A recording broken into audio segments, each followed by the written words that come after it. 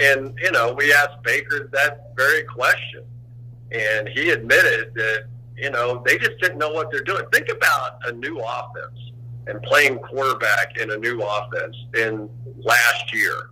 The COVID season, the lack of practice, the lack of OTA, the working together. I mean, I've been on both sides. I played quarterback up through college, and I played receiver afterwards. And the timing is so intricate that it's difficult. And they were figuring out what Baker could do and what he couldn't do.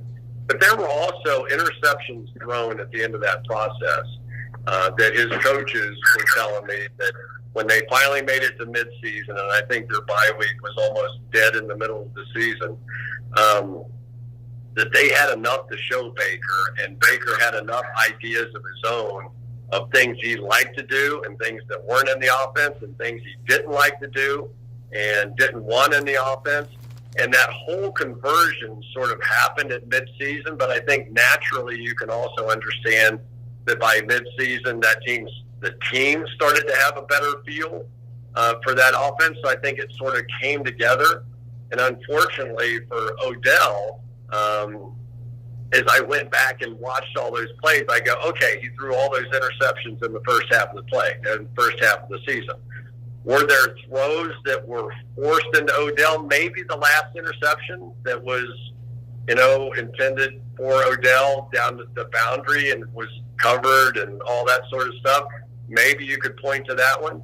But I never saw Odell loafing. I never saw Baker staying too long on Odell, feeling some obligation to get him the football. I never saw anything that would tell me Odell Beckham is the reason this offense got off to a slow start and Baker Mayfield threw all those interceptions. I would suggest, if you want to, it's not like I'm some football savant here. If you put on every single pass play that Odell was involved in, I think you would see the same thing.